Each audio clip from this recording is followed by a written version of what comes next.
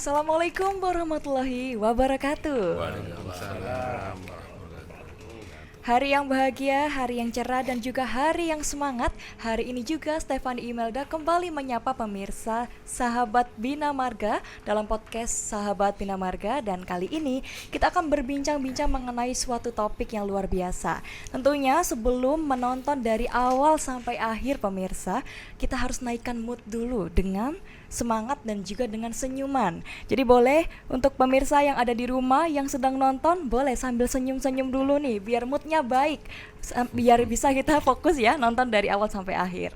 Akan lebih naik lagi moodnya kalau saya akan beritahu siapa saja yang hari ini akan menemani saya berdiskusi terkait suatu topik yang juga merupakan suatu hal yang krusial yang perlu saudara dan juga pemirsa tahu. Oke, kalau begitu mari kita menyapa terlebih dahulu untuk narasumber yang telah hadir pada hari ini dari Komisi D DPRD Provinsi Jawa Timur.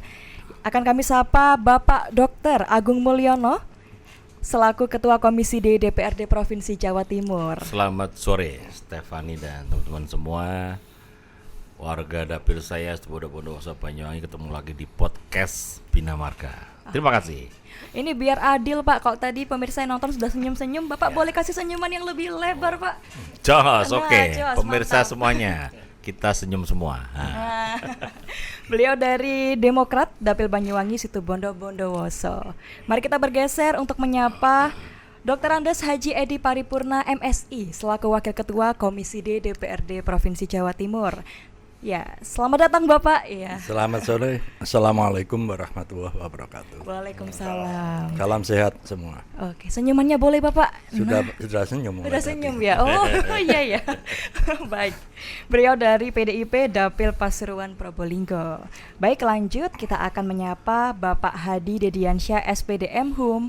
Beliau adalah anggota Komisi D DPRD Provinsi Jawa Timur dari Partai Gerindra Dapil Surabaya. Silakan Cak Dedi untuk menyapa pemirsa. Oke, Assalamualaikum warahmatullahi wabarakatuh. Selamat sore untuk teman-teman dari Dapil 1 Surabaya dan seluruh Jawa Timur. Ya, temanya katanya ya hari ini adalah senyum. Yes, betul. Tapi kalau Pak Waga, Pak Edi ini kalau senyum susah. Oh begitu. Karena tertutup oleh brengos. Itu udah ciri khasnya Kumis. ya Pak ya. Baik, terima kasih Pak Dedi untuk sapaannya kepada pemirsa yang menonton. Selanjutnya kita akan menyapa Dr. Haji Kuswanto SHMH selaku anggota dari Komisi D DPRD Provinsi Jawa Timur. Selamat datang Bapak Kuswanto. Terima kasih. Pemirsa dimanapun berada, Assalamualaikum warahmatullahi wabarakatuh. Waalaikumsalam warahmatullahi wabarakatuh. Baik, beliau dari Demokrat Dapil Mojokerto Jombang. Selanjutnya kita akan menyapa Dr. Andes Haji Satip MSI dari fraksi Gerindra. Beliau dari Dapil Jember Lumajang. Selamat datang Bapak. Sore. Assalamualaikum warahmatullahi wabarakatuh. Waalaikumsalam. Selamat sore para sahabat Bina Marga di wilayah Jawa Timur. Selamat menyaksikan podcast dari Bina Marga Provinsi Jawa Timur. Siap, Bapak Satip juga full senyum ya. Baik, selanjutnya pemirsa, kami juga kedatangan salah satu pakar yang luar biasa juga, yaitu Profesor Insinyur Lutfi Jokfar MSCE, PhD, IPU, ASEAN Engineer, selaku Guru Besar Teknik Jalan Raya Universitas Brawijaya. Selamat datang Bapak. Terima kasih. Assalamualaikum warahmatullahi wabarakatuh. Waalaikumsalam Selamat sore Bapak Ibu sekalian, juga yang di rumah sekarang, selamat sore ya. Terima kasih. Oke, sudah lengkap ya pemirsa. Waktunya kita akan membahas kira-kira topik apa yang akan dibahas hari ini. Pemirsa, kalau di episode sebelumnya kita sudah bersama-sama mengevaluasi tentang suatu permasalahan. Tentu setelah evaluasi, tahap selanjutnya adalah penemuan solusi. Dan pada hari ini kita akan membahas, sesuai janji saya, kita akan melanjutkan pembicaraan tentang strategi pemenuhan jalan standar pada jalan provinsi. Kalau begitu langsung kita mulai, tidak perlu pakai babi bu, kita lanjut ya. Pertanyaan pertama akan kami arahkan kepada Bapak Lutfi ya, selaku akademisi. Bapak, mengenai pembangunan dan juga strategi ini, apalagi mungkin kita akan fokuskan pada hari ini itu tentang biaya atau pendanaan Bapak. Dengan penambahan jalan kurang lebih 200 km pada status jalan yang baru, kira-kira bagaimana komitmen pendanaan mengingat anggaran penanganan jalan kita dari tahun ke tahun cenderung statis, Bapak? Ya, terima kasih. Kalau komitmen itu di pemerintah. Nah, Ya. kalau saya melihatnya begini, kebetulan kami punya data dan kemudian juga beberapa kali pernah dengan mahasiswa kami melakukan kajian berkaitan dengan bagaimana jalan di Jawa Timur. Jadi yang pertama, kondisi jalan di Jawa Timur memang kalau melihat dari kemantapan yang ada itu sudah di atas 90. Nah, permasalahan yang kadang-kadang itu tidak banyak dibahas bahwa strategi jalan itu tidak hanya kemantapan. Baik. Kita juga perlu pelayanan.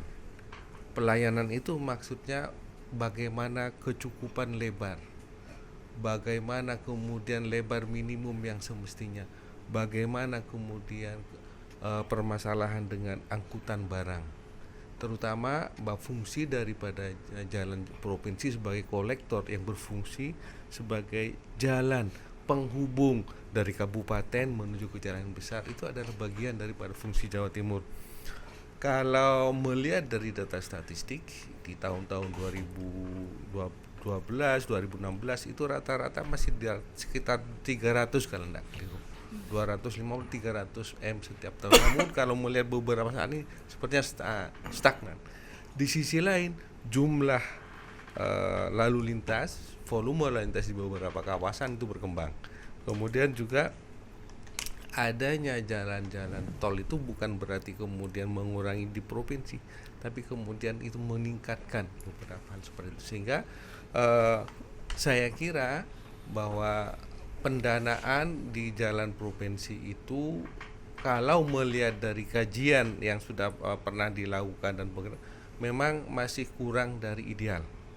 Wah, kekurang dari ideal kalau ingin bahwa jalan itu berfungsi dan kemudian mempunyai standar lah, kalau kemudian melihat standar sebagaimana diharapkan oleh Permen PU nomor 5 tahun 2023. Masih banyak jalan provinsi yang mempunyai lebar yang belum standar, kemudian masih banyak jalan provinsi yang kami lihat belum secara efektif memenuhi sebagai backup dari jalan-jalan nasional, sehingga untuk memecah pola pergerakan yang menengah dan lebih jauh, dan umumnya pergerakan menengah antar kabupaten dan sebagainya. Jadi kira-kira seperti itu Pak, sebagai permulaan. Oke. Berarti untuk saat ini masih banyak yang di bawah standar ya Pak ya? Saya melihatnya bukan banyak, Ada tapi kayaknya beberapa yang Oke. perlu peningkatan. Seperti itu. Baik, terima kasih Bapak untuk tanggapannya. Mari kita beralih untuk pertanyaan selanjutnya dengan pertanyaan yang sama, karena tadi diarahkan kepada ini ya sebagai wakil rakyat untuk komitmen. Untuk Bapak Agung, terkait dengan penambahan jalan kurang lebih 200 km pada status jalan yang baru Bapak, bagaimana Bapak komitmen pendanaan mengingat anggaran dari tahun ke tahun cenderung statis? Jalan di mana tuh, Steph? Nah, Jalan di mana itu? jalan di sekitar Provinsi Jawa Timur Bapak. Tempatnya di mana? Nah, tempatnya Gini, oke. kalau emang jalan provinsi tentunya anggaran dari provinsi. Jadi di Bina Marga ini sampai saat ini that's okay. Artinya apa? Kita lihat contoh di Dapil tadi. Ada jalan kabupaten udah menaik ke provinsi. Tentunya dengan spesifikasi atau kriteria tertentu, lebarnya lah dan sebagainya. Itu sampai saat ini anggaran on the track dibiayai provinsi. Bahkan di situ ada pemeliharaan yang luar biasa. Ada anggaran yang standby untuk perawatan. Bahkan janjinya 20 hours. Hari ini komplain, besok beres. Ya. Jadi kalau kaitan dengan provinsi is the best. Bahkan ini perlahan jalan kabupaten tingkatkan provinsi. Saya dan teman-teman sebagai wakil rakyat ini senang karena pasti lebih lebar, lebih bagus, dan akan lebih optimal di masyarakat. Ini jalan menunjukkan kemanfaat bahkan kemajuan wilayah itu, karena jalan sangat penting diperlukan. Ya, apalagi era sekarang menjadi tren jalan ini menjadi kebutuhan yang sangat bisa dirasakan oleh masyarakat, terutama kita di dapil tadi. Oke, makasih. Oke, terima kasih Bapak Agung untuk tanggapannya. Berarti is the best ya kalau di Jawa Timur nih Bapak ya, The best. tidak ada masalah. Oke. Oh, baik, siap. Oke, kita akan beralih Bapak Ibu pemirsa. Untuk pertanyaan selanjutnya kita akan arahkan kepada Bapak Edi Paripurna. Bapak Edi, tadi sempat disinggung oleh Bapak Lutfi terkait beberapa tempat atau lokasi jalannya itu masih di bawah standar. Sebenarnya bagaimana sih Bapak regulasi pemenuhan jalan standar di provinsi itu? Mungkin bisa dijelaskan kepada pemirsa? Jadi kalau apa yang disampaikan Pak Lutfi tadi saya sangat mendukung ya. Memang ada beberapa wilayah atau jalan provinsi yang perlu ada pelebaran, terutama di daerah-daerah wisata. Contoh yang paling dekat ada di Pasuruan, ada yang namanya jalan provinsi antara wilayah Kecamatan Pandaan ke Prigen, itu kan ditangani oleh pemerintah Provinsi Jawa Timur. Ya memang perlu ada pelebaran jalan, karena bagaimanapun sekarang wisata ini harus lebih diutamakan infrastrukturnya. Baik. Karena kalau dulu hanya seberapa kendaraan yang lewat, tapi sekarang sudah mulai banyak kendaraan-kendaraan besar yang lewat. Ini salah satu contoh. Ini sudah mulai dikerjakan sejak tahun 2021, mulai pelebaran di wilayah Pandaan sampai di wilayah Prigen. Tapi belum keseluruhan, baru berjalan 40%. Terus salah satu contoh yang ada di wilayah Kecamatan Tosari, yaitu yang ada di Kabupaten Pasuruan, di mana jalan provinsi jalan wilayah Tosari ditangani oleh provinsi. Karena Tosari ini bagian dari wilayah wisata Gunung Bromo, dan memang kendalanya sampai hari ini karena lahannya, karena kanan kirinya ini sudah bentuk tebing, ya mungkin paling tidak sementara ini ada beberapa kilometer yang sudah dikerjakan oleh pemerintah provinsi. Kendala di wilayah Kecamatan Prigen tadi memang sangat mahal nantinya kalau memang perlukan ada perluasan pelebaran jalan, karena kanan kiri ini adalah milik dari masyarakat. Nah tentunya ini perlu untuk ditingkatkan lagi antara kerjasama antara pemerintah kabupaten dengan pemerintah provinsi, bagaimana solusinya untuk agar daerah wisata Jawa Timur ini akan lebih banyak perkembangannya, tidak dikuasai oleh beberapa wilayah kota kabupaten Jawa Timur, tapi paling tidak bagaimana tanggung jawab pemerintah provinsi ini untuk meningkatkan pariwisata di Jawa Timur ini akan lebih baik. Itu mungkin sementara. Baik Bapak, kalau untuk permasalahan ini apakah sejauh ini sudah sempat diplanningkan Bapak terkait pelebaran jalan tersebut, ataukah masih belum ada planning untuk mengarah ke sana Bapak? Jadi yang saya sampaikan tadi sejak tahun 2021 ini sudah ada mulai dikerjakan oleh pemerintah provinsi. Baik. Tinggal berapa kilometer lagi sudah menghadapi dengan wilayah perluasan jalan ini dengan masyarakat di kanan kiri. Nah tentunya ini juga akan berpengaruh terhadap ganti rugi tanah milik masyarakat dengan Provinsi Jawa Timur. Nah sampai hari ini kita belum tahu. Nah mungkin pada kesempatan yang lain kita akan disampaikan dalam kegiatan hearing antara Komisi D dengan PU Bina Marga Jawa Timur. Siap, baik. Terima kasih Bapak Edi untuk tanggapannya. Baik pemirsa, kita akan beralih ke Bapak Hadi Dediansyah.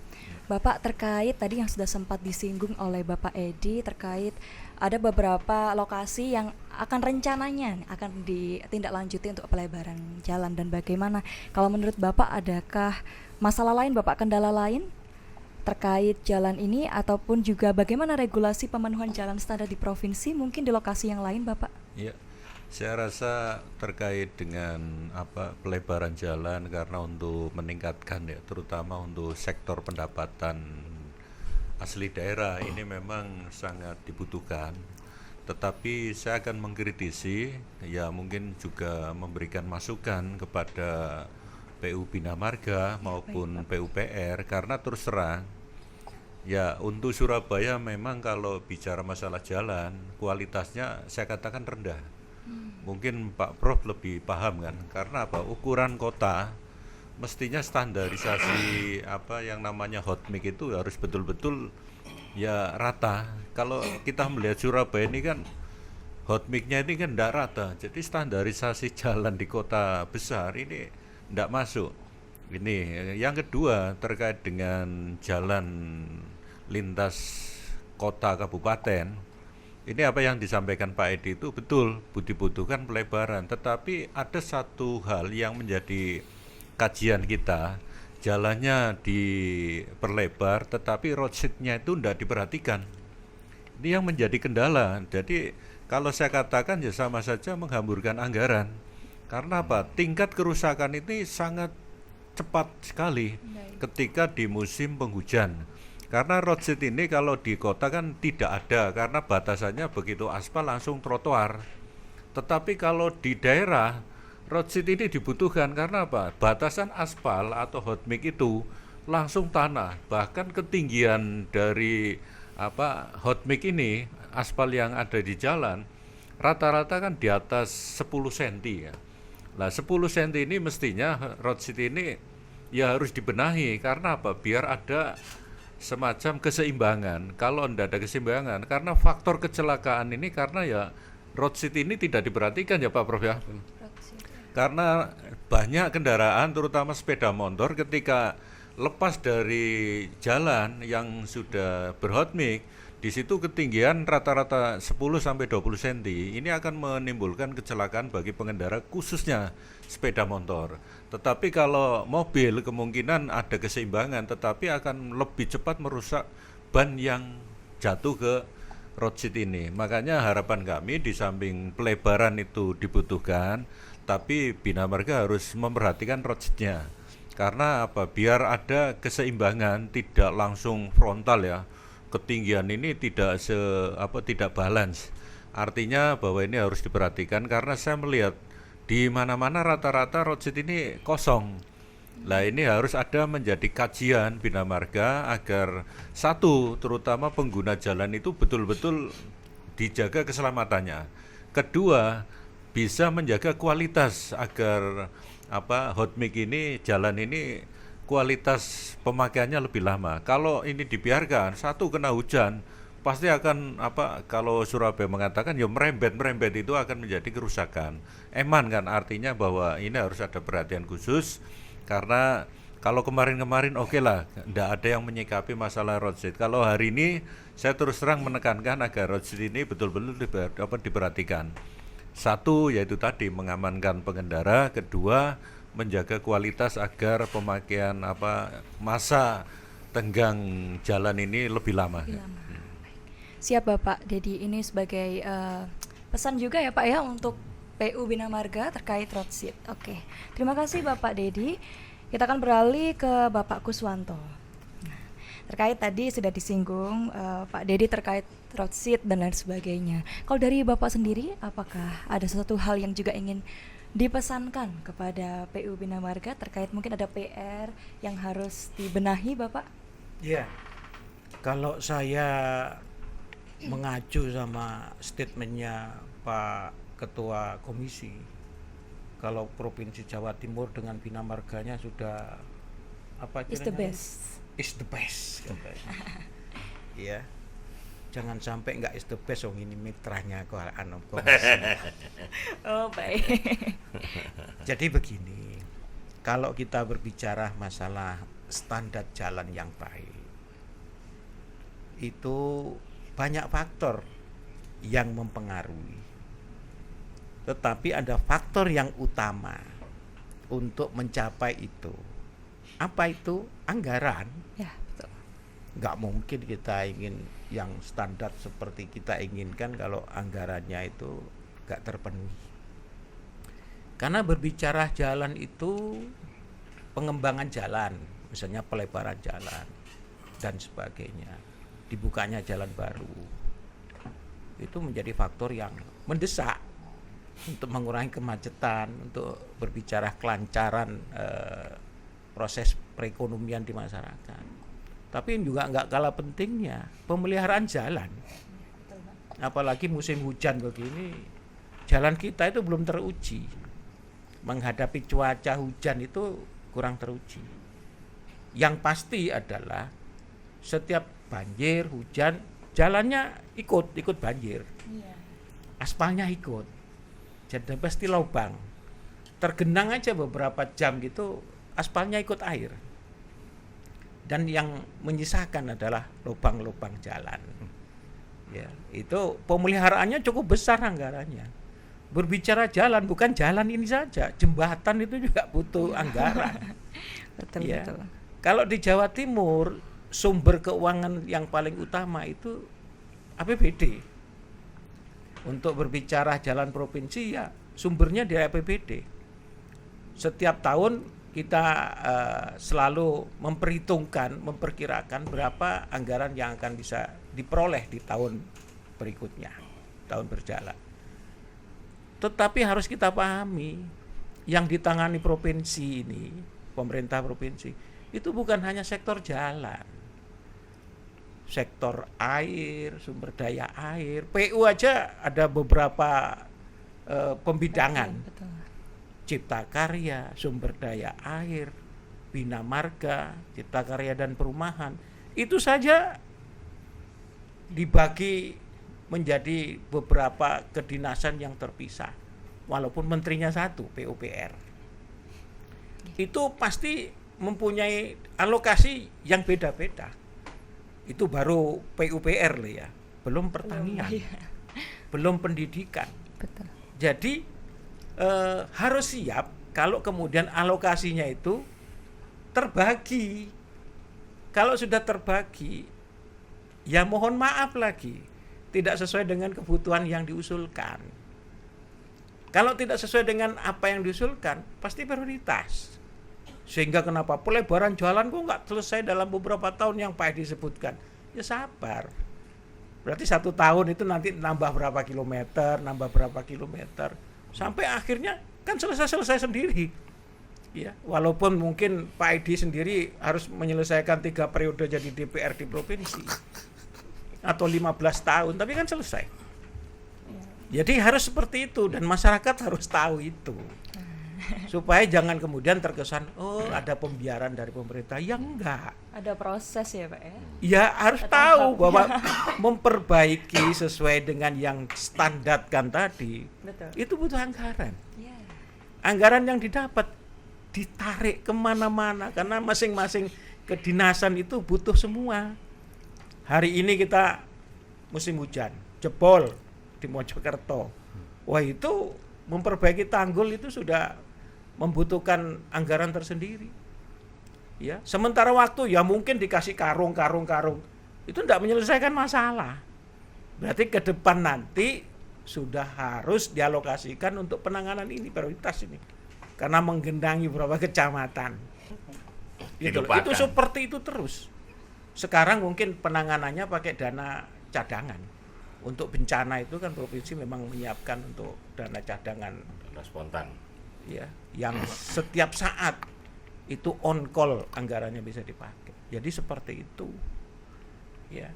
Belum lagi pembagian ruas jalan ini. Itu kan ada jalan nasional, jalan provinsi, kabupaten, kota. Kita di provinsi itu ya bukan bagian kecil, tetapi dibandingkan dengan kabupaten, kota, panjang jalan yang kita tangani itu lebih pendek daripada kabupaten kota. Oleh karena itu, kabupaten kota mesti teriak, ayo dinaikkan ini kelasnya menjadi jalan provinsi. Ya. Teman-teman mengatakan, yang provinsi naikkan ke pusat. Mereka punya ketentuan. Provinsi ini masih belum imbang. Mereka punya nolak. Yang ditangani oleh Provinsi Jawa Timur, ini pembandingannya masih kurang. Jadi jalan provinsi masih kurang.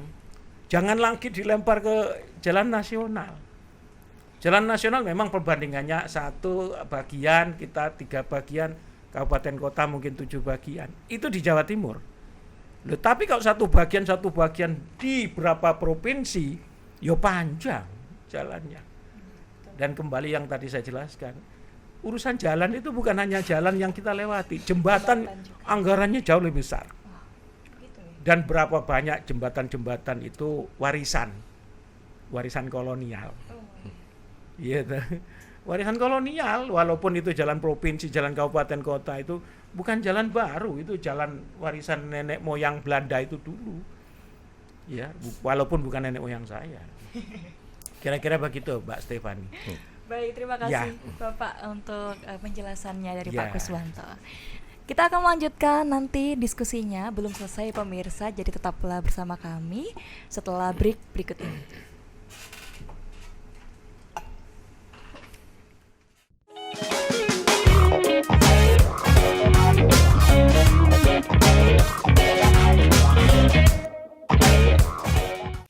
Baik pemirsa, kembali lagi kita akan melanjutkan diskusi di podcast Sahabat Bina Marga. Kalau tadi yang terakhir kita sudah mendengarkan pendapat argumen dari Bapak Kuswanto terkait pembiayaan yang memang beliau menjelaskan bahwa harus ada prioritas nih Bapak ya. Ya betul nggih? Iya. Ya. Prioritas terlebih dahulu karena Prioritas dengan anggaran yang terbatas. dengan anggaran yang terbatas, prioritas dengan anggaran yang terbatas. Jadi perlu pemirsa ketahui begitu ya. Ada step-stepnya. Jadi harus bersabar ya. Baik, untuk melanjutkan kita akan beralih ke Bapak Satip. Bapak Satip terkait tadi disampaikan bahwa pembiayaan ini cukup terbatas begitu. Kalau dari pemerintah tersendiri ini apakah ada upaya pembiayaan menuju jalan standar ini mungkin jalan yang lain begitu pembiayaannya mungkin kerjasama dengan suatu perusahaan atau bagaimana Bapak? Baik. Coba kita ke setback ke tema dulu ya. Oke, Tentang standar standar jalan provinsi. Kalau kita bicara standar jalan provinsi, di situ secara yuridis sudah jelas, yaitu jalan yang masuk jalan provinsi itu lebarnya harus berapa, terus kemudian badan jalan itu mampu memikul beban berapa ton, itu semuanya sudah jelas.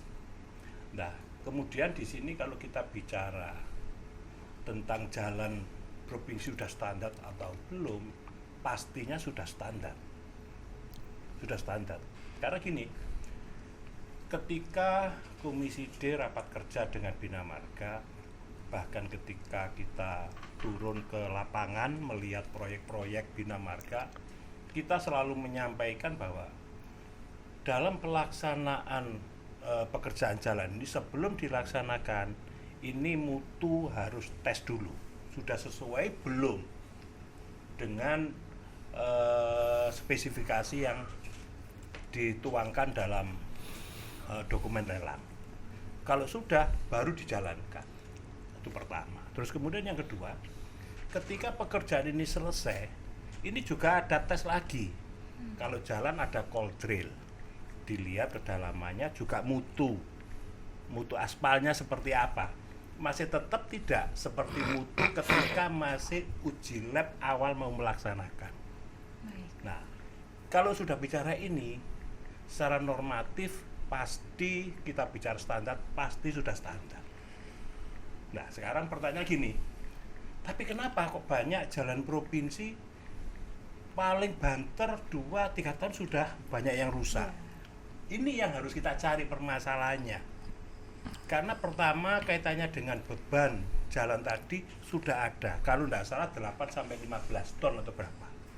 Nah, sekarang kita lihat di lapangan, apakah betul kendaraan yang lewat itu bebannya sebesar beban standar tadi? Tapi realitanya kan tidak seperti itu. Banyak kendaraan besar yang harusnya tidak lewat jalan di provinsi harus lewat sana. Contoh, jalan yang ada di wilayah Jember, Lumajang, jalan provinsi. Gara-gara pabrik semen, hancur jalannya. Karena apa? Setelah dites ke sana, dicek lapangan, ternyata yang lewat beban kendaraannya itu 30 ke atas, 30 ton ke atas. Ini kan sudah jauh dari standar jalan yang harus dilewati kendaraan berapa banyak kan gitu. Nah, ini harus itu. Berarti kalau kita bicara standar jalan provinsi, kita harus melihat jalan provinsi itu ada di wilayah mana. Terus kemudian di wilayah tersebut ini ada banyak perusahaan tidak? Ini harus kita lihat, gitu loh. Nah, dari sini perlu ada satu komunikasi, koordinasi antara dinas-dinas lain yang satu atau linear dengan Bina Marga. Contohnya seperti Bina Marga, seperti Dinas Perhubungan. Nah, Dinas Perhubungan di sini juga mempunyai peran dalam rangka ikut mengontrol kendaraan yang lewat di sana. Apalagi sekarang jembatan timbang tidak ada. Mana alat untuk mengontrol kendaraan yang lewat? Ini salah satu persoalan yang harus kita kritisi kaitannya dengan standar jalan provinsi. Terus kemudian, kalau kita memang betul-betul ingin standar, kita harus juga mampu menghitung curah hujan. Karena apa? Seperti yang disampaikan oleh Pak Guswanto tadi, hujan kita itu tingkatannya sangat tinggi dan juga ekstrim. Ini juga punya pengaruh yang tinggi terhadap badan jalan. Nah, ini juga harus kita hitung. Jadi banyak hal. Kaitannya lebar sudah jelas, ada ukurannya. Nah, dari sini maka yang harus kita pertimbangkan adalah di sisi pemeliharaan. Dengan keterbatasan anggaran yang disampaikan oleh Ketua dan kemudian Pak Suwanto, ya kita dengan kemampuan, karena ini wilayah provinsi, memang harus provinsi yang mengerjakan. Cuman persoalannya sekarang dengan keterbatasan anggaran apakah mampu? Nah, kalau kita kembali lagi seperti apa yang disampaikan oleh yang tadi kaitannya dengan sumber dana, sebenarnya sumber dana kita tidak hanya mengandalkan dari pemerintah. Kita itu punya loh undang-undang CSR. Nah, sekarang seberapa jauh di sini pemerintah provinsi mampu mendorong perusahaan-perusahaan yang berada di wilayah sekitar jalan provinsi untuk mau mengeluarkan CSR-nya. Dan lagi kalau kita bicara CSR, ini juga bukan hanya keperluan jalan saja yang harus dikeluarkan CSR-nya, tapi banyak kegiatan-kegiatan sosial lain ini juga dilakukan oleh pabrik. Nah, sekarang khusus kaitan dengan jalan provinsi, maka pemerintah provinsi harus mampu mendorong perusahaan-perusahaan yang berada di wilayah tersebut utamanya ini mampu mengeluarkan anggaran CSR-nya ikut merawat. Saya eman loh, jalan yang ada di Jember dari Kasihan sampai Lumajang itu berapa puluh miliar. Itu baru dikerjakan 2 tahun, sekarang sudah ambles lagi. Belum lagi jalan yang belum dikerjakan kemarin 2 tahun yang lalu. Ini masih ada sisa dari kecamatan Jombang sampai Lumajang. Ini luar biasa hancur, apalagi musim hujan seperti inilah. Ini kalau kita mengandalkan anggaran dari pemerintah ya sangat berat sekali. Sangat berat. Berat sekali. Karena apa yang disampaikan tadi, bahkan Jawa Timur sekarang menerima beban tambahan jalan provinsi lagi. Sedangkan anggaran yang ada saja ini kita masih cukup berat untuk membackup jalan yang sudah ada, apalagi ketambahan jalan baru itu amat berat. Jadi seperti itu. Siap Bapak Satip. Oh ya, saya juga tertarik terkait ada pasal tentang CSR ya Pak ya. Untuk saat ini sejauh ini apakah itu sudah berlangsung dengan baik? Apakah masih terkendala terkait kerjasama dengan perusahaan yang berada di sekitar jalan tersebut Bapak? Nah, kemudian gini, kami Komisi D pernah kunjungan kerja ke Jember karena jujur di Jember itu ada perusahaan besar yaitu Imasco, semen merah. Kemudian juga ada pabrik cerutu. Waktu itu ada kesepakatan antara pemerintah provinsi dengan 2 perusahaan tersebut untuk mengeluarkan CSR. Kita cek, kita datang sana. Tapi ternyata apa? Ternyata yang diterima oleh kita ini sangat jauh sekali, sangat kecil sekali. Baik. Nah, padahal kalau di CSR itu kalau tidak salah ada perdanya juga ya, Senor ya. 2,5%. 2,5% dari keuntungan. Cuman kan kita tidak tahu keuntungannya berapa. Minimal masa gini. Karena di sini ini perusahaan ini yang banyak mengakibatkan rusaknya jalan, setidak-tidaknya dia itu mampu mengeluarkan CSR untuk melakukan perawatan. Iya. Tapi ternyata enggak. Setelah kita tanya ke sana, kita desak ke sana, perwakilan dari perusahaan juga hadir. Ternyata apa? CSR yang diberikan hanya untuk drainase, nilainya pun sangat kecil. Dari sekian banyak perusahaan yang ada, hanya 2 itu yang saya dengar yang mampu memberikan CSR ke kita. Itu pun kita desak, kita minta surat Tapi ternyata sampai sekarang tidak ada tanggapan. Istilahnya kalau saya boleh mengatakan bahwa justru kita ini sekarang pemerintah kalah dengan perusahaan. Karena kita bergerak tidak pernah dihiraukan. Nah, inilah yang menjadi PR kita pemerintah Provinsi Jawa Timur dalam rangka bagaimana mengatasi fasilitas umum, khususnya yang mitra kerja Komisi D, perusahaan-perusahaan ini mampu bersama-sama dan pemerintah untuk mulai CSR-nya untuk merawat jalan. Karena jalan bukan hanya milik pemerintah. Ini milik kita semua, termasuk perusahaan, termasuk masyarakat. Baik. Apalagi perusahaan yang menikmati hasil cukup tinggi dengan adanya distribusi barang. Baik, terima kasih Bapak tanggapannya. Berarti mungkin untuk PR kedepannya mempertegas CSR ini juga masih menjadi sebuah kendala ya Pak ya? Periode berikutnya nanti. Periode berikutnya nggih? Setelah pemilu kan dia kepilih lagi. Jadi periode berikutnya bersama. Baik. Terus lagi loh Mbak kalau mau tanya lagi. Oh, Siap. Oke, Jauh-jauh siap. dari Jember Mbak. Oh siap, makanya itu ya Pak ya. Baik, terima kasih Bapak Satip. Mungkin kita akan beralih terlebih dahulu ketika membahas CSR ya. Nanti kita akan bahas kembali. Kita akan melanjutkan ke Bapak Lutfi selaku akademisi terkait tadi sempat disinggung oleh beberapa dewan ya, Bapak Satip dan juga Bapak Kuswanto terkait curah hujan yang tinggi, lalu juga pemeliharaan dan lain sebagainya. Kira-kira Bapak, kan sampai saat ini sepertinya belum ditemukan sebuah solusi teknologi yang baik. Kira-kira apakah ada upaya untuk alih teknologi penanganan jalan berbasis Internet of Things ke depannya nggak Bapak? Iya. Yang pertama meneruskan yang tadi dulu, hal menarik. Oh iya, silakan. Apakah dan anggaran kita cukup apa tidak? Indikator utama tadi tadi sudah disebutkan, jalan itu kalau di pemeliharaan kemudian itu biasanya kita desain untuk 5-7 tahun. Apa yang terjadi? Bahwa betul tadi 3 tahun sudah memerlukan lagi. Iya. Artinya apa? Ada sesuatu yang kurang pas Ya, ada metode something, yes. penanganan yang dilakukan. Tidak sesuai dengan iklim.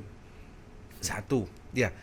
Yang kedua, ini yang mungkin menurut kami juga perlu pertimbangan Bapak terkait dengan alih status dari kabupaten ke kota, ke kabupaten ke provinsi.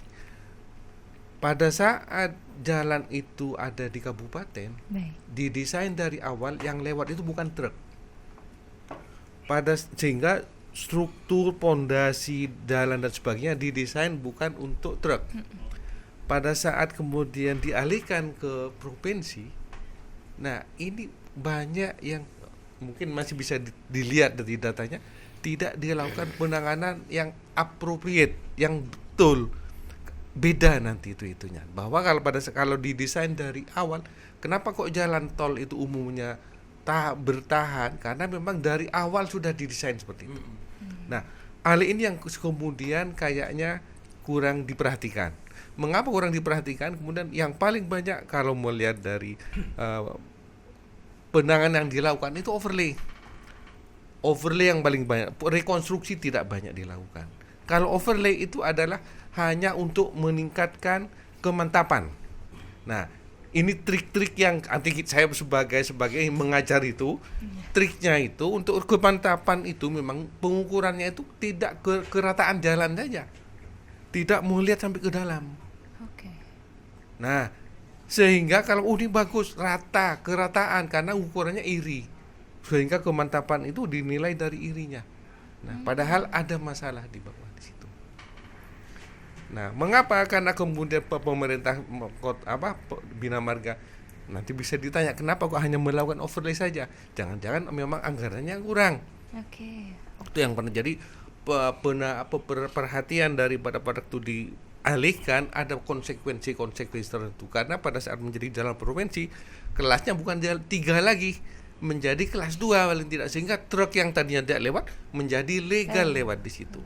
Berarti Itu perlu rekonstruksi. betul. Beberapa itu perlu dilakukan pemeriksaan yang lebih detail kalau memang di situ memang perlu, karena ya kalau historinya bahwa banyak tidak sedikit jalan-jalan kabupaten itu dulunya hanyalah mungkin sawah, kemudian karena orang mau lewat bongkaran. Sejarahnya dari awal sehingga kebongkaran, kemudian setelah itu kemudian minta pembantuan aspal. Ternyata menjadi jalan yang strategis. Makadam awalnya. Nah, ya. Sehingga kemudian langsung kemudian dijadikan. Nah, proses dari makadam ke atas itu yang kadang-kadang kurang diperhatikan. Jalan itu idealnya paling tidak pondasinya itu 50 cm sampai 60 cm. Nah, kita lihat tinggal yang paling mudah itu, hitung paling mudahnya, ketebalan itu LPB itu sekitar 30, LPA-nya 20 sampai 30. Baru kemudian lapisan aspalnya. Nah, yang di bawah ini kadang-kadang tidak diperhatikan. Pemerintah Bina Marga pusatnya, jadi itu sekarang desain jalan itu yang pertama diperhatikan itu pondasi. Karena kalau pondasinya itu betul, itu nanti ke depannya mungkin rusak, tapi itu hanya dengan overlay sudah cukup. Nah, kita kadang-kadang saya melihatnya ada masalah di pondasi kita. Kenapa kok pondasinya masalah? Karena seperti tadi. Itu yang pertama, yang pondasi itu. Kemudian berkaitan dengan Internet of Things, ya, seperti apakah kemudian itu, saya kira yang sudah ada sekarang metode pemeliharaan determinasi bagaimana sudah bagus. Dan kemudian salah satu di jalan itu tidak memerlukan teknologi yang terlalu tinggi berkaitan Internet of Things. Yang dibutuhkan itu adalah kesetaraan. Nah, ini sekalian saya beranjak pada tadi kira-kira nanti mana yang diprioritaskan, prioritasi begitu. Nah, ada 3 hal yang di dalam memprioritaskan, karena dengan keterbatasan anggaran ada 3 hal. Yang pertama, apakah kita ingin meningkatkan struktur jalan, atau yang kedua adalah pertimbangan kinerja jalan supaya menghindari kemacetan. Kemudian yang ketiga adalah untuk pengembangan wilayah. Jangan lupa bahwa jalan provinsi itu bukan untuk jalan umum masyarakat, bukan. Ini untuk kebutuhan akses ekonomi. Yeah. Nah, itu yang kemudian perlu bahwa pengembangan kawasan itu yang perlu diperhatikan. Sehingga saya lebih cenderung prioritas itu adalah pada kawasan bukan menghindari masalah, tapi mempunyai dampak terhadap perekonomian. Salah satunya pariwisata. Ini yang saya kira jalan-jalan yang mendukung pariwisata itu hendaknya nanti menjadi salah satu yang prioritas. Karena apa? Pada saat dimanapun kayaknya yang uang paling mudah meningkatkan masyarakat itu pariwisata. Batu sudah menjadi bukti, kemudian Bromo juga sudah menjadi salah satu itu, bahwa tingkat kemakmuran masyarakat itu lebih mudah aksesnya kalau kemudian ada bukan hanya jalannya, tapi jalan itu mendukung beberapa kawasan-kawasan wisata. Jadi kita masih banyak kawasan-kawasan wisata itu yang kemudian menjadi kurang. Saya berikan contoh paling mudahnya yang bahwa pengaruh ini, Batu itu kalau melihat sekitar 20 tahun yang lalu, saya kan betul hidup di Malang, tidak sebaik sekarang. Mengapa? Karena jumlah wisata pun masih terbatas. Pada saat jaringan jalan tol sampai mengarah ke Malang, maka luar biasa. Mengapa? Karena dulunya orang Surabaya sebagai pusat kegiatan apapun, ke Prigen itu 2 jam, mungkin 1 jam berapa. Sekarang 2 jam sudah nyampe di Batu, lebih. Betul. Sama saja, karena akses itu. Dan apa yang terjadi kemudian banyak itu, kalau kita lihat, karena kebetulan saya juga banyak family di Batu, itu banyak perkembangan yang dilakukan akibat dari itu, dan itu masih jalan jadi yang salah satunya seperti itu Pak, kira-kira itu masukan dari saya. Baik ya Pak Lutfi, berarti kalau untuk prioritas lebih baik pariwisata ini dulu kan ya Pak? Saya menyarankan seperti itu yang penghasil peningkatan ekonomi dulu. Peningkatan ekonomi. Dan di Jawa Timur ini beberapa rencana, mudah-mudahan itu bisa direalisasi, bahwa rencana-rencana pusat yang itu memerlukan juga akses terhadap kemudian backup dari jalan-jalan provinsi, dan banyak sekali beberapa proyek di Jawa Timur ini. Siap. Baik, terima kasih Bapak untuk jawabannya, sangat lengkap ya untuk informasi juga untuk pemirsa. Oke, kita beralih ke Bapak Agung. Ya. Ya. Tadi sudah dibahas tentang prioritas bagaimana, dan juga tentang pemeliharaan, pondasi, overlay dan lain sebagainya yang cukup lengkap. Langsung kita beralih Bapak, langsung pada pemerintah ya. Kalau dari skala 1 sampai 10 Bapak, kira-kira seberapa besar komitmen pemerintah dalam membuat jalan ini menjadi standar, termasuk dalam pemeliharaannya dan lain sebagainya? Provinsi ya. Yes, provinsi. Oh, Oke, 9 lah. 9. Kak 10 Pak. Tuhan 10. Perfect. 9 gitu Pak. 9. Boleh diberikan alasannya Bapak? Alasannya tadi bahwasannya komitmen Bina Marga oke.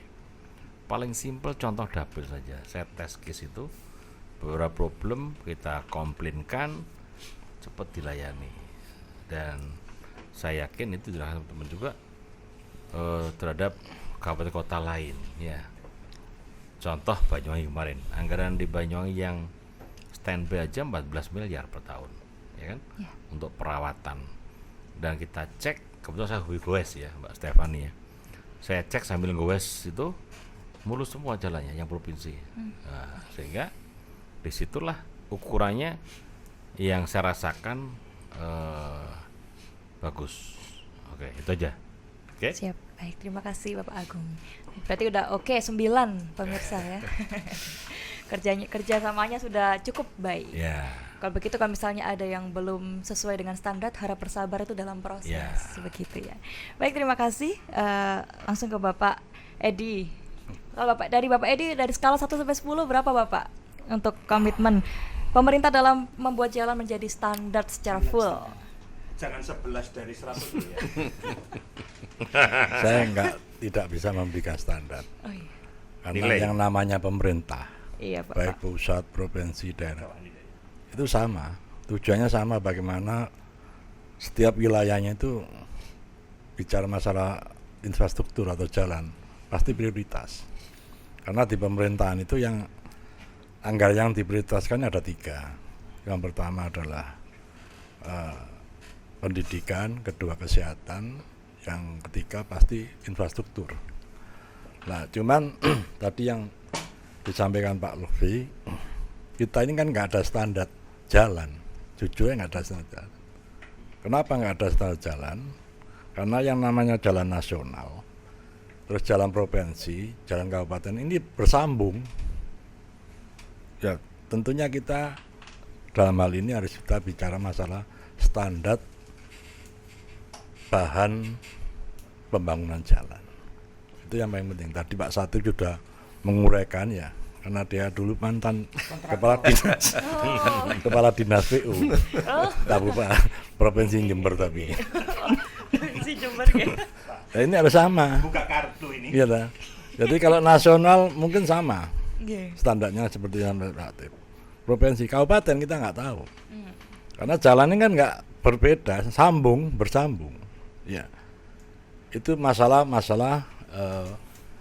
bahan yang akan dikerjakan dalam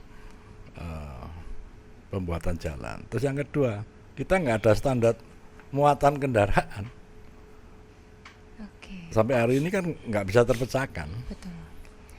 Jalan rusak karena kelebihan muatan kendaraan, tapi nggak ada solusi. Ada jembatan timbang apa? Iya, jembatan timbang. Jamin itu pasti ada aturan terus ditetapkan, nggak ada. Mungkin ya asal lewat aja. Ya terus gini terus. Nah, bagaimana komitmen pemerintah, terutama provinsi dengan daerah. Di Jawa Timur kita bicara Jawa Timur, nggak usah nasional lah, terlalu besar. Jawa Timur, bagaimana gubernur dengan bupati wali kota 38 kabupaten kota ini mempunyai komitmen. Ya, karena kita membuat aturan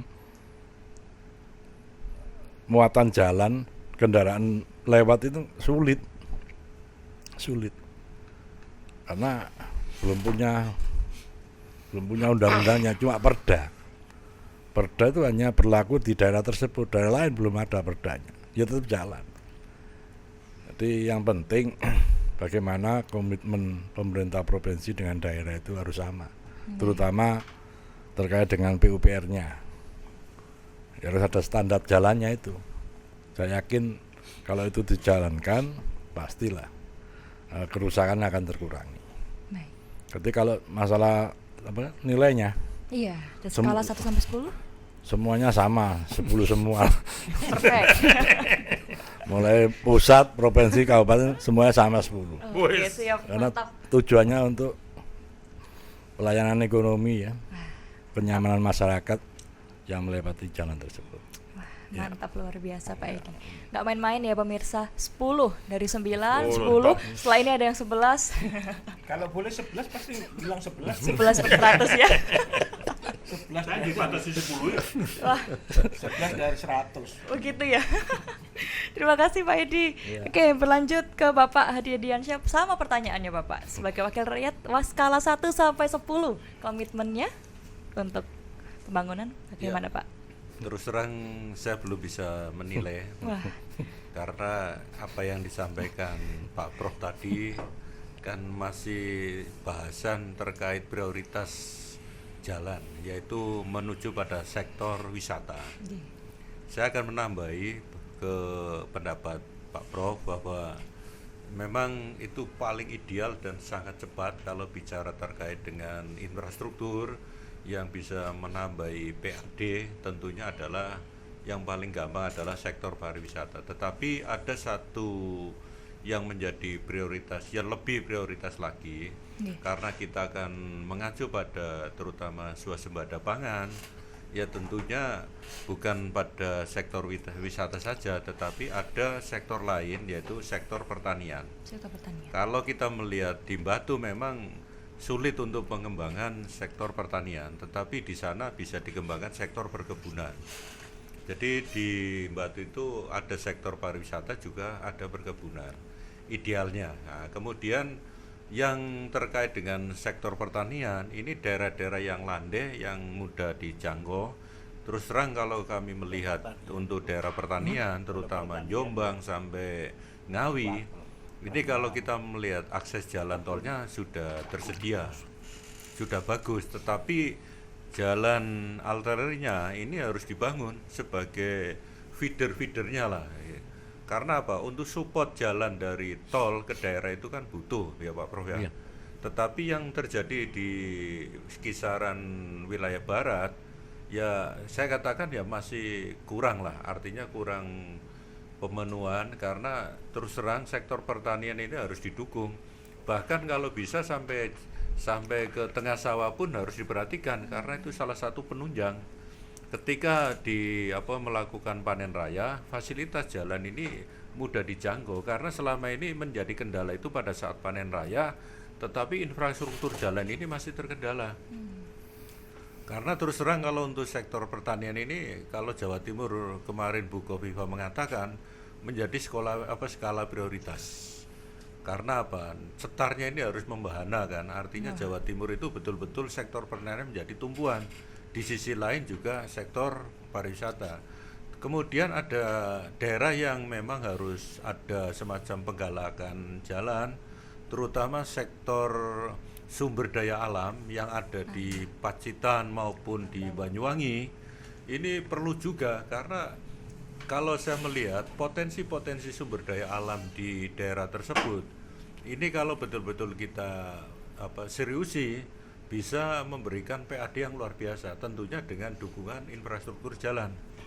Karena apa? Target Indonesia maupun Jawa Timur ini kan harus ya bergelut pada hilirisasi, terutama untuk Banyuwangi ini Pak Ketua. Ya. Nah kalau sumber daya alam, potensi sumber daya alam di Banyuwangi ini betul-betul tergali, saya yakin PAD Jawa Timur tidak mengandalkan pada sektor pajak saja. Karena saya yakin di Banyuwangi banyak tambang lah, mungkin kali ini belum terkuak semua, tetapi ada kemarin catatan di sana ternyata juga ada tambang emas. Kemudian di Pacitan ini saya lihat dataran gunungnya juga batu, kemungkinan di sana juga ada potensi sumber daya alam juga. Nah inilah dibutuhkan sinergi antara PU Bina Marga dengan SDM. Karena apa? Saya yakin kalau muncul sumber daya alam di sana, istilahnya bisa menghasilkan ya produksi-produksi ya termasuk migas lah istilahnya itu Baik. sangat potensi sekali. Harapan kami ya di sisi lain memang kalau bicara jalan tentunya sepadan jalan, bahu jalan, barem jalan itu harus betul-betul diperhatikan. Karena kalau ya kita melihat apa struktur ya daerahnya untuk Pacitan maupun Banyuwangi ini kan rawan longsor, makanya harus betul-betul diperhatikan. Ya tentunya ya saya pesan ke Bina Marga karena jangan hanya pada persoalan jalannya, tetapi bahu jalannya juga harus diperhatikan. Karena apa? Untuk menghindari pengikisan-pengikisan jalan ini agar masa pakainya itu lebih lama. Nah ini harapan kami. Jadi kalau masalah nilai, ya terus terang saya tidak bisa menilai. Yang bisa menilai ya tadi Pak Edi katanya 10 semua. Loh kalau 10 semua ndak ada yang dualan. Kadang itu pilihan sama itu kan menjadi kerawanan. Oh iya, iya, iya. Karena kalau Pak Edi tahu mengapa menjadi kerawanan, sudah berpengalaman. Karena yang dipilih sama-sama Pak Edi terjadi keributan. Nah, makanya itu tidak mesti pilihan sama itu kompak, enggak. Oh begitu. Baik, terima kasih Pak Dedi. Oke, ya baik. Berarti Pak Dedi belum ada ini ya penilaian G dari 1 sampai 10. Nggak mau nilai, Mbak. Ya, saya tidak berani, nggak berani tapi menilai kami G. ingin melanjutkan potensi-potensi agar step by step itu tetap berjalan. Kalau sekarang sudah dibilang baik, kedepannya ya harus lebih baik. Lebih baik. Nah, gitu. Siap, terima Karena kasih. nggak bawa pulpen nggak bisa nilai. Siap maturnuan Bapak Dedi. Ya, Bapak Kuswanto, bagaimana terkait sama pertanyaannya biar fair. Skala 1 sampai 10 komitmen? Menilai. Nggih. Oke. Jadi pemerintah provinsi termasuk DPR dan eksekutif jajarannya gubernur itu pemegang kebijakan, pemegang alokasi anggaran. Kita memberikan pelayanan untuk masyarakat, outputnya memberikan pelayanan buat masyarakat. Yang menilai jangan kita, yang menilai itu usernya, masyarakat. Kalau kita 10 semua, kalau ada 11 ya 11 semua kalau Pak Edi tadi itu. Kalau dari komitmennya Bapak? Komitmennya? Sekarang komitmennya, Nggih. sistemnya. Siap. Kalau Bina Marga kaitannya dengan jalan dan jembatan, sebenarnya nggak perlu khawatir. Masyarakat itu nggak perlu lapor. Karena sepanjang jalan itu sudah di peta-peta ada petugas namanya pengamat jalan. Jadi di lapangan dari satu kecamatan ke kecamatan lain mungkin 10 km, mungkin melewati berapa kecamatan, itu ada pengamat jalan. Itu satu wilayah sepanjang 10 km itu kurang lebih antara 2 dan 3 petugasnya itu. Tugasnya apa? Dia tiap pagi jalan sesuai dengan wilayah yang sudah menjadi ketentuan dia. Sore pulang. Jadi kalau dia nggak tahu jalan lubang dan nggak lapor, mustahil. Jadi nggak perlu masyarakat laporan. Ini tugasnya tiap pagi jalan sepanjang wilayah kerja dia, namanya pengamat jalan. Yang dilihat itu bukan hanya jalan, termasuk jembatan. Ya, makanya kalau ada jalan longsor, ada jembatan putus, mereka sudah ada di situ. On call mereka terus memberikan laporan perkembangannya segala macam. Itu sistem pelayanan pengawasan yang sudah dilakukan oleh Bina Marga itu seperti itu. Gitu loh. Luar biasa sebenarnya.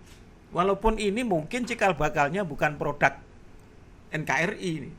Produk sisanya Belanda mungkin ya Pak Lutfi. Jadi setiap hari, Mbak, sepanjang rute tertentu itu 3 orang. Namanya pengamat jalan. Itu punya kantor dia di wilayah situ. Jadi pagi keluar rumah jalan dia. Sampai ke titik yang menjadi batasan. Sore pulang dia. Jadi pagi sore pengamat jalan itu mengawasi jalan. Mencatat dia jalan lubang, jembatan yang sudah retak, ada rencana longsor, mereka sudah tahu. Itu loh, Mbak. Komitmen tadi kan tanya, komitmen pemerintah bagaimana? Komitmen pemerintah sudah seperti itu. Punya sistem yang luar biasa. Ya, ini bukan baru loh ini. Ini sudah mulai saya masih kecil sudah ada namanya pengamat jalan. Pak Lutfi masih belum di kampus itu sudah ada pengamat jalan, sudah turun temurun bahkan. Seperti itu. Jadi jangan khawatir. Nggak tahu setelah ini nanti masyarakat mau menilai berapa, 11 atau 12 terserah. Jangan kita yang menilai. Baik, Pak. Kalau kita yang menilai karena dekat dengan kepala dinas, sungkan dengan gubernur atau wakil gubernur, karena ketua partainya itu adalah wakil gubernur, ngomongnya baik terus. Berani ngasih nilai jelek. Gitu loh. Kalau Pak Ketua Pak Edi oposisi, ya nilainya nggak pernah tinggi. 10 deh. Kira-kira begitu. Tapi bukan ranah kita yang Ya, menilai. baik. Itu user kita. User, ya. Yang kita layani ada Oke. masyarakat. Kira-kira begitu. Siap. Nggih, matur nuwun Bapak. Ya. Jadi user yang menilai ya, berarti Bapak Ibu di rumah yang berwenang untuk menilai begitu. Oke, untuk Bapak Satip yang terakhir sama pertanyaannya. Closing. Nah, sekalian closing Closing, juga. closing. Sekalian closing, Pak. Monggo, Ya, closing boleh ya. Bapak Agung, Closing, boleh Bapak closing. Satip sekalian Sudah, closing. Satip closing. Oh, Habiskan waktunya, Pak Satip. siap Bapak. Monggo. Kalau saya closing rasanya kurang etik. Oke. Karena yang membuka Itu itu sudah dikasih mandat juga. sebentar. Karena yang membuka itu ketua, maka yang menutup wakil Wakil ketua. Oh, begitu. Iya, itu satu komitmen yang tidak tertulis di Komisi D konsensus. seperti itu. Wakil ketua nanti nutupnya assalamualaikum. Baik, kalau pertanyaannya seperti sama dengan yang lain, Nggih. Mbak Stefani, memberi nilai berapa? Mungkin saya sama dengan Pak Kuswanto. Pak Profesor ini sama, karena rasanya kurang etis kalau kita memberikan nilai. Kalau saya Menilai menilai Diri sendiri. berikan nilai kan sama hanya kita menilai diri kita sendiri Oke. sebagian gitu. Yang jelas yang perlu menjadi catatan bagi kita semua dalam rangka untuk melihat permasalahan kaitannya dengan Bina Marga ini harus kita bedakan. Yang pertama kita melihat dari sisi legislasi atau dari sisi eksekutifnya. Kalau dari sisi eksekutif pasti nilainya 10. Kalau dari legislatif ya pasti di bawah 10. Kan gitu. Karena menyangkut anggaran, yang bisa menentukan anggaran kan ya eksekutif dan legislatif. Cuman yang melaksanakan kan eksekutif. Sehingga di sini ya ndak etis kita beri nilai. Yang pas tadi ya masyarakat gitu loh. Yang penting dari kami dari legislatif ini mampu mendorong eksekutif dalam rangka untuk penanganan jalan betul-betul maksimal dengan segala keterbatasan anggaran yang ada. Itu pertama. Yang kedua, eksekutif mampu memanfaatkan peluang-peluang yang memungkinkan untuk bisa kita gali pendanaan untuk melaksanakan jalan-jalan seperti ini. Salah satunya CSR tadi itu, gitu, Pak. Karena masih kalau kita bicara jalan banyak faktor yang harus kita hitung juga. Termasuk salah satunya kaitannya dengan BEREM, apa yang sampaikan Pak Dedi Asa tadi. Terus kemudian jalan itu juga banyak prasyarat pendukung yang harus kita hitung, termasuk drainasenya. Kalau kita lihat ke bawah, bahkan banyak jalan-jalan provinsi itu yang belum punya drainase. Ini yang juga cukup punya andil besar dalam rangka untuk mempercepat tingkat kerusakan jalan. Seperti itu. Jadi kalau masalah nilai kami tidak bisa berikan nilai, biar masyarakat yang menilai. Yang penting kami sebagai anggota dewan mampu mendorong eksekutif untuk bisa memaksimalkan keterbatasan anggaran yang ada. Baik. Nah, sebenarnya pertanyaan saya ini skala komitmen dari wakil rakyat begitu yang akan dijanjikan kepada masyarakat. Ya, kalau 1 sampai 10 Bapak. kalau komitmen 2,5 ya. yang jelas kalau komitmen kita maksimal, Mbak. Oke. Kita maksimal selalu apa yang ada di masyarakat kita sampaikan Siap. ke semua mitra kerja kita, baik bukan hanya Bina Marga saja, dinas-dinas yang lain yang termasuk ada kaitannya dengan Bina Marga pun kita juga harus kita ajak ngomong. Bahkan kita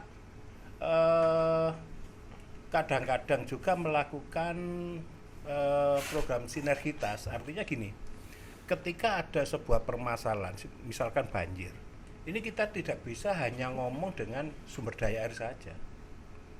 Banyak dinas-dinas lain yang harus kita libatkan, karena banjir ini bukan hanya semata-mata karena hujan turun langsung banjir, enggak. Ada keterkaitannya dengan DKLH juga, kaitannya dengan sampah yang ada di sungai. Terus kemudian ada kaitannya juga dengan jalan, karena di situ mungkin drainasenya tidak lancar. Ada juga kaitannya dengan kehutanan karena kondisi hulu yang hutannya sudah lah. Ini harus ada sebuah sinergi. Dan kita mendorong seperti itu. Gitu. Ini komitmen kita di Komisi D, memaksimalkan semua OPD yang menjadi mitra kerja agar selalu bersinergi, berkoordinasi dalam rangka menangani untuk kepentingan masyarakat. Pak Satip ini orang pilihan dan orang terpilih, Pak. Komitmennya mentok. Mentok, cetok terus, mentok. Tapi karena nilai ini. Tidak ada skalanya gitu, Pak. Amanah, jangan Amanah. khawatir. Wakil rakyat amanah. Karena angka Wakil ini. rakyat kok ditanya, semuanya angka. mentok juga. Kalau tidak amanah ya aminah lah. Oke, baik. Terima kasih. Berarti ya dapat disimpulkan para wakil rakyat Bapak ini Ya, yang iyalah. dipercaya oleh Bapak Ibu pemirsa yang di rumah ini mentok, nggak ada skala pokoknya. untuk komitmennya, jadi tidak perlu khawatir begitu ya.